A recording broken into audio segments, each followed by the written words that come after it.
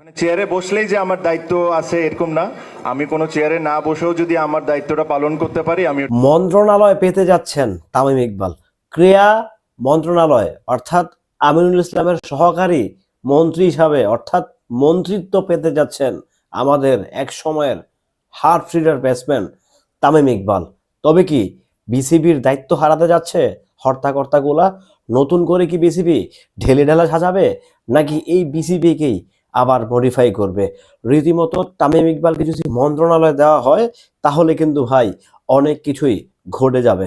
Hello everyone, আসসালামু আলাইকুম। শিমুল আছি আপনাদের সঙ্গে। আপনারা অবগত আছেন, বিশাল ভোটে জয় নিয়ে বিএনপি সরকার গঠন করতে যাচ্ছে 213টি আসন নিয়ে। সো তারা সংখ্যাগরিষ্ঠ হয়ে গেছে।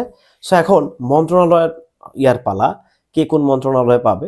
সো ক্রীড়া মন্ত্রণালয়, যেহেতু আমরা ক্রীড়া নিয়ে কাজ করি, এটা নিয়ে খুব কৌতূহল ছিল যে কে হবে, যেহেতু আমিনুল ইসলাম ফেল করেছে।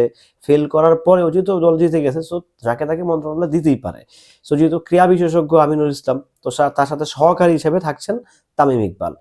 সো আশা করছি, আশা রাখছি সব কিছু ঠিকঠাক থাকলে মন্ত্রিসভায় দেখা যেতে পারে আমাদের তামিম ইকবালকে। হা, কোন জায়গার পানি কোন জায়গায় যায় আসলে বুঝতেছি না ভাই।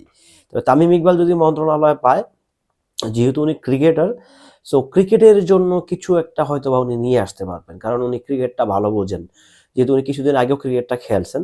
সো আশা করা যাচ্ছে যে ক্রিকেটটা যেহেতু উনি ভালো বুঝেন, সো ওই জায়গা থেকে হলেও উনি ভালো কিছু করে নিয়ে যাবেন, আমি সেটা আশা করতে পারি। কারণ আবার আমিনুল ইসলাম, উনি হচ্ছে ফুটবলার, জাতীয় দলের ক্যাপ্টেন ছিলেন। সো দুইজনকে যদি দুইটা সাইড দেওয়া হয়, আমার মনে হয় বেশ ভালো ডেভেলপ করবে, মনে হয় বেশ ভালো ইমপ্রুভ করবে ক্রিকেট এবং কি ফুটবল দুই জায়গায়।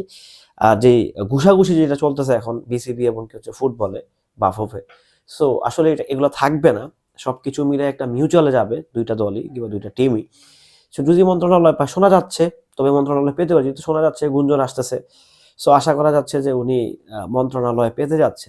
আমি আগেই বলছিলাম তামিম ইকবালের যে দৌড়ঝাঁপ, যেভাবে প্রত্যেকটা মিছিল মিটিংয়ে অ্যাটেন্ড, তো তখনই বুঝতে পারছি হয়তোবা তামিম ইকবাল কিছু একটা বিএনপি থেকে পেতে যাচ্ছেন। সো বিএনপি তাকে নিরাশ করছে না, হতাশ করছে না, তাকে একটা মন্ত্রণালয় দিয়ে দেওয়া হচ্ছে। আমার যেটা মনে হয়, বিসিবির প্রেসিডেন্ট হবে তামিম ইকবাল। আমার জানি কেন মনে হচ্ছে বিসিবির প্রেসিডেন্ট উনি হতে যাচ্ছে, আমার কি কারণে জানি মনে হচ্ছে। কারণ যখন বিপিএলটা বয়কট হয়, আপনাদের নিশ্চয়ই মনে থাকার কথা, সেই সময়টায় তামিম ইকবালের একটা নাম শোনা গেছিল যে ওনার নেতৃত্বে অনেক কিছু হচ্ছে। তো জানি না তখন হয়েছে কিনা, না হইলে তো ভালো, আর হইলে এটা খুবই দুঃখজনক। তবে তামিম ভাই যদি মন্ত্রিত্ব পায় কিংবা যদি অন্তত যদি ক্রিকেটটা বুঝে পায়, তো আমার যেটা মনে হয় উনি ভালো কিছু করবে ক্রিকেটে। আমার মনে হচ্ছে ভালো কিছু করবে। তবে হ্যাঁ, কিছু কুকুর মার্কা কন্টেন্ট ক্রিয়েটার আছে, এদের থেকে দূরে থাকতে হবে, নাহলে কিন্তু ক্রিকেটটা ধ্বংস হয়ে যাবে। কারণ একচেটিয়া তখন তেলবাজি চলবে, আর এই তেলবাজি চাটাচাটি চললে কিন্তু সব ধ্বংস হবে। এটা কিন্তু আমরা দীর্ঘ 17 বছর দেখছি। যদি এবারে যদি তেলবাজি হয় তাহলে এটা খুব দুঃখজনক হবে, সত্যি কথা বলতে। সো আশা করতেছি সবকিছু ফেয়ার অ্যান্ড ফ্রি থাকবে, ফ্রি অ্যান্ড ফেয়ার থাকবে। সো সবকিছু মিলে আমি ইকবাল ভাইকে অবশ্যই অভিনন্দন। আপনি আসেন, আপনি ক্রিকেটটাকে ভালো ডেভেলপ করতে পারবেন এবং কি আমিনুল ইসলাম ভাই ফুটবলটাকে বিশেষ করে ভালো ডেভেলপ করতে পারবেন। যেহেতু আপনারা মন্ত্রণালয়ে পাচ্ছেন, বিশেষ দায়িত্ব নিয়ে আসতেছেন, সো আপনাদের প্রতি অভিনন্দন থাকলো। ভালো থাকবেন, সুস্থ থাকবেন।